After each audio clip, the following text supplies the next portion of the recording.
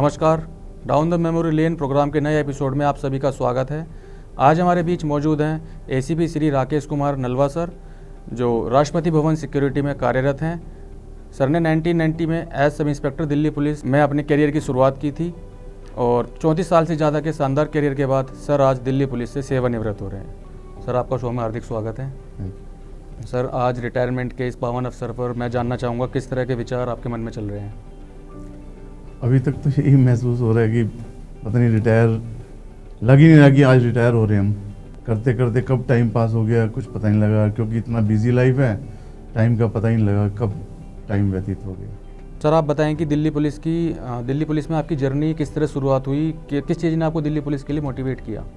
देखो, मेरा दिल्ली पुलिस में जो एंट्री है कुछ हटके हुई है। मैं एज ए सिविलियन यहाँ पर तकरीबन अपने बिजनेस का एक्सपीरियंस लेने के लिए रजौरी गार्डन आया था। तो उस दौरान वहाँ एक डकैती ज्वेलरी शॉप पर हुई। तो 2 क्रिमिनल थे, उन्होंने वहाँ पर 3 मर्डर किए, वो चले गए वहाँ से मर्डर करने के बाद। तो उनको मैंने अपने जो भी प्रेजेंस ऑफ माइंड से उनको पकड़ा। तो उस दौरान बाद में मेरे को पता चला कि ये तो बहुत ड्रेडेड क्रिमिनल हैं, इन्होंने 50 मर्डर किए हुए हैं। तो सीपी साहब से मेरी प्रेस कॉन्फ्रेंस में वहाँ पर मुलाकात हुई। तो उन्होंने मेरे से पूछा, भाई तुमने ऐसा काम किया कि जो पुलिस हमारी काफ़ी टाइम से इनके पीछे लगी हुई थी, इनके ऊपर तो 50,000 का हमने रिवार्ड भी रखा हुआ था, और अब पुलिस से हम बताओ कि आपकी पुलिस क्या हेल्प कर सकती है। तो मैंने तब वैसे एक सरसरी तौर पे बात कही कि सर मैं तो अभी खुद भी बेरोजगार हूँ, तो अगर मेरे को पुलिस में भर्ती कर लिया जाए तो मैं अपनी सेफ्टी भी कर सकता हूँ और हो सकता है किसी और के भी काम आ जाऊँ। तो सीपी साहब ने उसको अप्रिशिएट किया प्रेस कॉन्फ्रेंस में, और फिर मेरी फाइल एलजी साहब के पास गई। तो अप्रूवल होने के बाद मेरा सिलेक्शन हुआ। सर, अगर आपके पूरे प्रोफेशनल कैरियर को एक वर्ड या एक सेंटेंस में समराइज़ करना हो तो आप किस प्रकार करेंगे? अगर एक शब्द में व्याख्या करनी हो तो मैं तो कहूँगा बिंदास नौकरी है दिल्ली पुलिस की। और बाकी इस नौकरी में ऐसा है कि हमारा मन भाव से, जिस मन से भाव से हम नौकरी करना चाहें, नौकरी के साथ साथ हम लोगों की सहायता भी कर सकते हैं और सामाजिक काम भी कर सकते हैं। सर, आप 1990 में दिल्ली पुलिस परिवार का हिस्सा बने और आज अगर 2024 से कंपेयर करें तो दिल्ली पुलिस व्यवस्था में क्या क्या बदलाव आप देखते हैं? सन 1990 में जब पुलिस का सफ़र शुरू किया तो उर्दू शब्द का बहुत ज़्यादा प्रचलन था, इन्वेस्टिगेशन में ना बहुत ज़्यादा प्रचलित थे। और धीरे धीरे करके वो बदलाव हुए। उस समय साइंटिफिक इन्वेस्टिगेशन का रोल भी इतना नहीं था।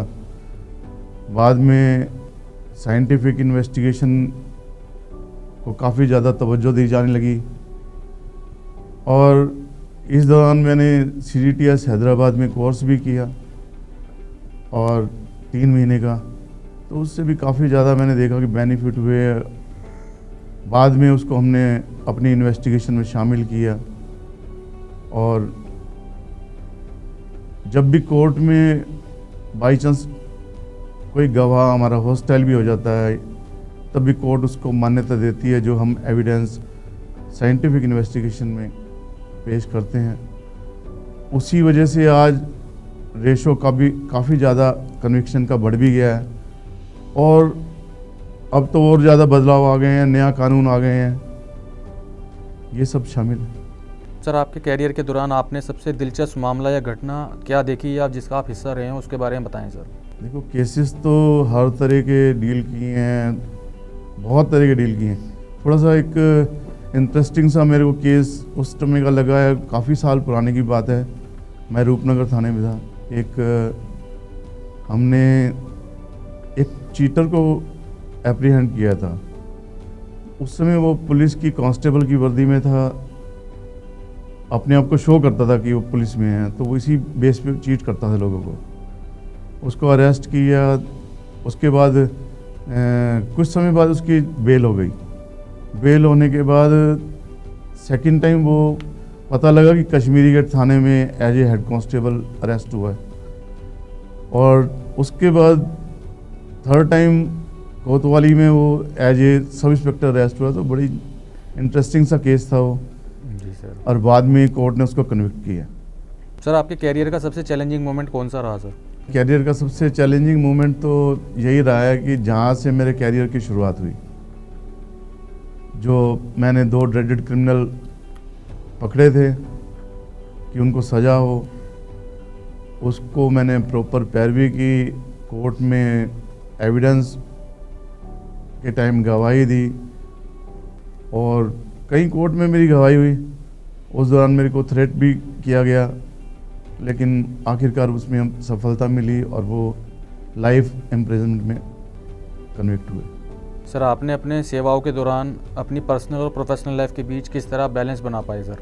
इस बारे में तो मैं यही कहना चाहूँगा, इसमें सबसे बड़ा रोल तो वाइफ का था, क्योंकि पुलिस के सफ़र में हमें टाइम बे टाइम ड्यूटी पर जाना, कभी रात को 1 बजे 2 बजे 3 बजे, तो उस दौरान वो भी उनको भी साथ साथ उठना पड़ता है, और सुबह बच्चों की देख रेख भी वाइफ ही करती है।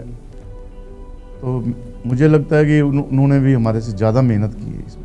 सर आज आप रिटायर हो रहे हैं, आफ्टर रिटायरमेंट आपके क्या फ्यूचर प्लान्स हैं? अभी इसके बारे में बहुत ज़्यादा सोचा नहीं है।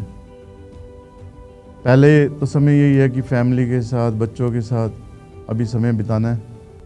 उसके बाद जो भी सामाजिक काम होगा उसमें हम योगदान देंगे। हम सर लास्ट में जो हमारी दिल्ली पुलिस की यंग जनरेशन है उनके लिए आपका क्या संदेश रहेगा सर? कभी भी हम जब नौकरी पर होते हैं तो उस दौरान हमारा पूरा माइंड सेटअप नौकरी की तरफ ही रहना चाहिए।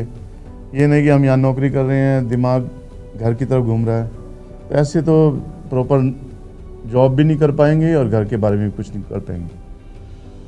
जैसे बच्चे हैं छोटे, उनको भी यही शिक्षा दी जाती है कि भाई जब तुम एक टाइम में पढ़ रहे हो, पढ़ाई कर रहे हो तो पढ़ो, वरना गेम खेलना है तो पूरा फोकस गेम की तरफ रहना चाहिए। 2 तरफ चल के कभी नैया पार नहीं होती, एम एक तरफ ही होना चाहिए, एक ही एम होना चाहिए। जी सर। इसी के साथ आज का एपिसोड समाप्त करते हैं। सर आप हमारे शो में आए, आपका बहुत बहुत धन्यवाद। आपको सर समस्त पीआरओ टीम की तरफ से बेस्ट विशेस देते हैं आपकी पोस्ट रिटायरमेंट लाइफ के लिए। Thank you. जय हिंद।